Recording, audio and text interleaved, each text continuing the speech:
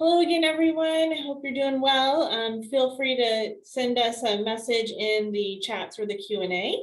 And again, I'm Bonnie with Elsinore Valley Municipal Water District. And today we have a special guest from our Human Resources Department, Jamie Huffman. Jamie, welcome. Thank you for joining us.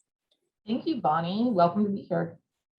So today we're going to talk about getting a job in the water industry. And sometimes that can feel like a feat in itself. But Jamie's here to kind of guide us through it. So before we get started, I would love for you to do a little introduction about yourself and tell us a little bit about being in the HR team. Sure.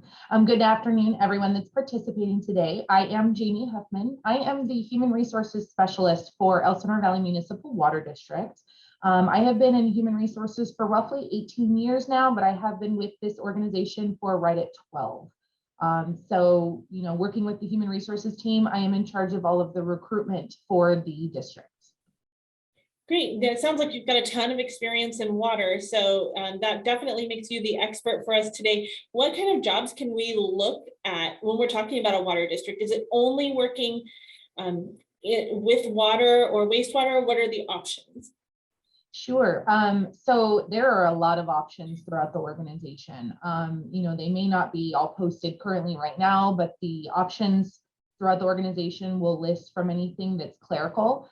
You can find that in the customer service department, dealing with the community. You can find that in the engineering department, in the finance department. And then of course you have a vast amount of field positions. That's going to be anything that ranges from construction to preventive maintenance, facilities maintenance, water production. And then of course, throughout the course of the year, you will even find something that's a managerial position. So we do have a wide array of opportunities at the district, just all at different times. And so you speak of these many, many different opportunities. What are really the hot jobs right now? What kind of things does the district have open, or what are the things in the industry that seem to have openings on a very regular basis that our listeners can look at? Sure. So currently right now, we do have a management analyst position that is currently open on our website. We are actively accepting applications. This management analyst position belongs in the strategic programs department. And currently that position does require a bachelor's in business administration, finance, accounting, any type of a related field. It does have listed that a master's degree is highly desirable, but it is not required. And then one position that does kind of have, we'll say, a revolving door, just because it's a really good entry-level position into the organization, is within our construction maintenance department. We do not currently have that posted right now, but that is a position that you will see. It is a position that does require a D1 and a Class A license. Those types of positions do operate very large, heavy machinery. So that is the reason for the Class A license. So it sounds like that might be one of the jobs that you come into and then maybe branch off into other areas within the district. Absolutely. It's a really good department, a really good position to kind of get your foot in the door, get some experience working out in the field. And then later on, you can certainly take certification courses or additional state exams to get higher level certifications. And then should there be other opportunities open within the district, you can certainly apply internally for those other opportunities. That sounds like a great way to get your foot in the door, especially into the water production or wastewater services here at the district. So you talk about a lot about certifications and things. How do you go about finding what's required or how to kind of get started in this industry? Sure. So on our website, we do have all of our job descriptions posted. And the reason for that is to kind of give you an idea about each position and what the requirements are. Locally, MSJC College does have a lot of water technology courses that a lot of people will go and take those types of classes to kind of get, their head wrapped around what is required for water technology, what do water districts require. The website that I do direct a lot of people to is the waterboards.ca.gov website. That is the State Water Resources Control Board website that is going to give you all the information necessary for water distribution courses or exam dates, treatment exam dates. And then of course, they also have wastewater information as well. So it's for all the different arrays of different types of certificates that you would need going into a water agency. That's great. So it's not necessarily you need a college degree for these positions, but there are things that you can study for, study a test, take a few courses, and then take those tests and meet the qualifications portion of the jobs. Yes, that's fantastic. So sometimes it feels difficult to get your foot in the door at a public agency. They can seem really big and inaccessible at times when it comes to jobs. Do you have any thoughts about how people can best be recognized, or protocols that kind of make it a little easier? Sure. So of course, obtaining those certificates is, very ideal for some of the positions. It is helpful on an application, but the one thing I would say is that would be helpful in the process is, number one, just to have patience. A lot of agencies, and I can speak specifically for ours, we get a very high volume of applications for all of our open positions. So in reviewing those types of applications, what I kind of suggest to people that are out there that are interested in applying is just be very extensive on your application, giving us a lot of information into your background. And then, of course, filling out the application kind of tailored to the position that's going to really show us and showcase what your previous experience has been. That's going to, what you're going to bring to the position, but also the organization. That's great. So really don't be shy on your cover letter or application, really let the district know what your experiences are and, how you've excelled in your industry, which, shows to us your commitment. That's fantastic. Is there anything that someone would need to prepare for, let's say, a technical job out in the field sort of thing? Is there anything that's special that they need to know, or it's just a matter of filling out that application? Definitely filling out the application. What I would also say is if you have a specialized background, one of the positions we currently have posted right now is a SCADA specialist. That is a very specialized position. So definitely, review the job description and look at the recruitment advertisement and really kind of hone in on those types of expertise. Some jobs are a little bit more specified than others. So like the SCADA position that we currently have flown it does have a certified control systems specialist certificate. So that again is a very specialized position. Definitely look over that type of information and see if that's something that you would be interested in and or qualified for. So you talk about specialized positions, and I know we have many engineers and very skilled positions here.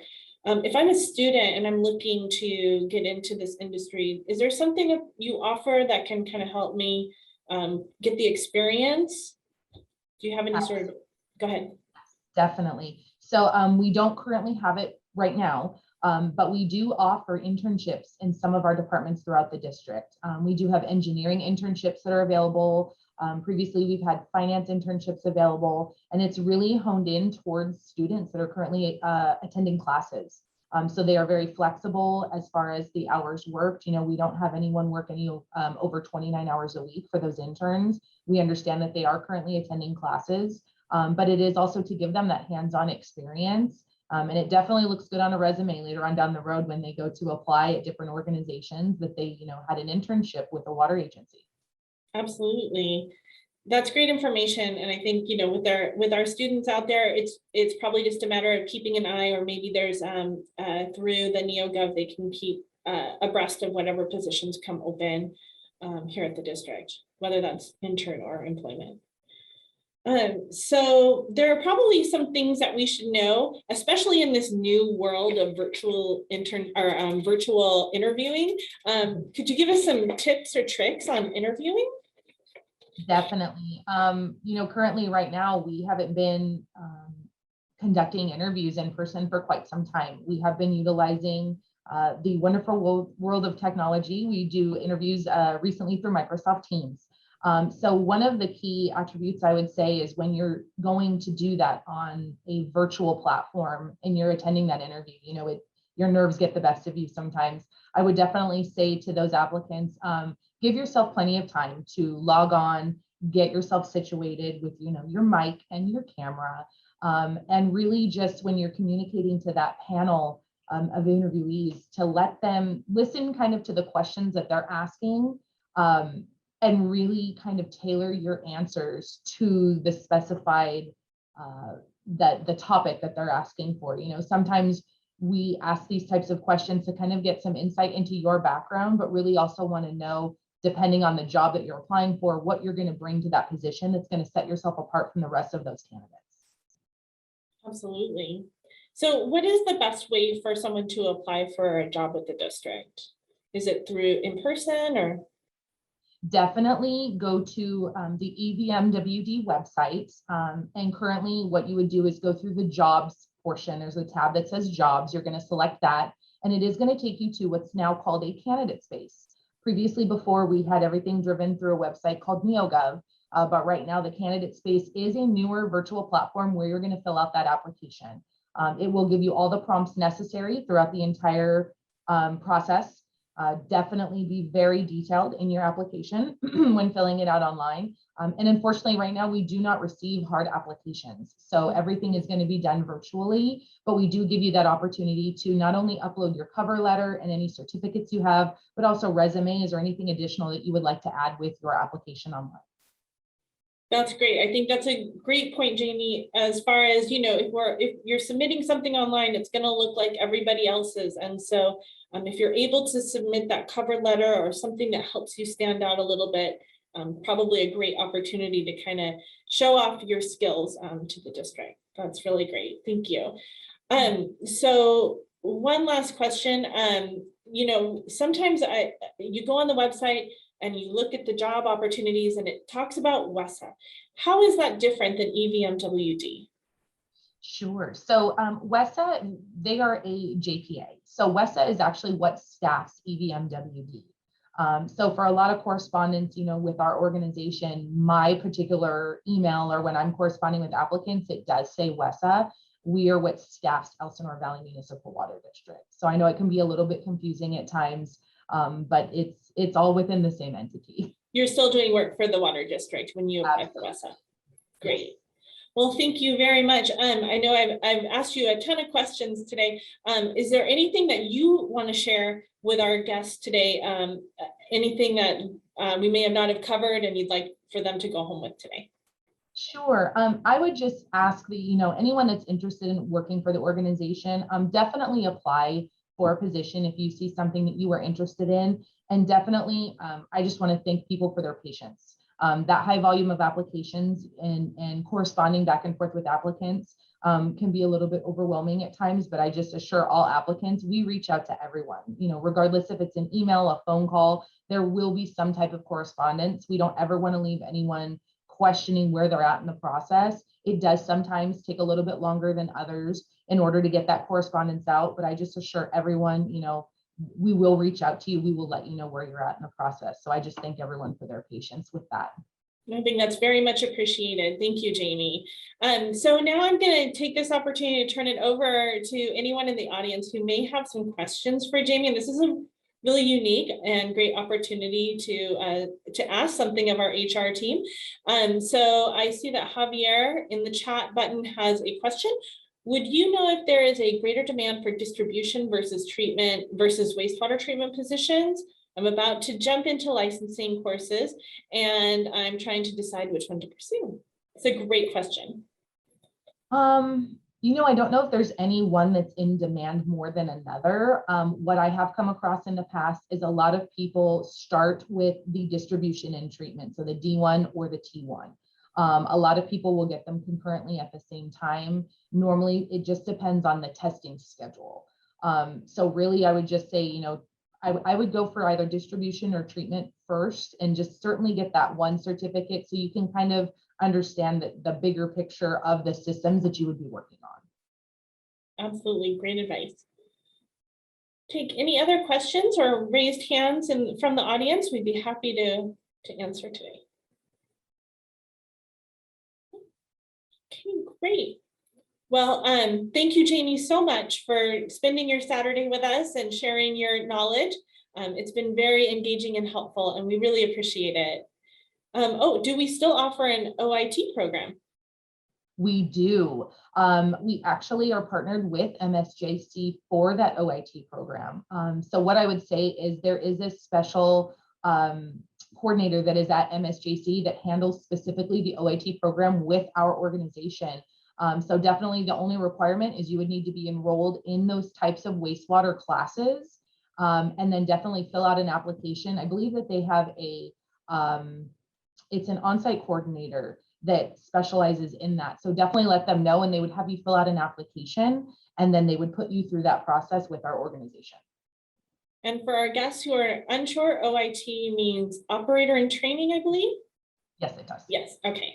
So that's a program when you're just getting started. Great. All right.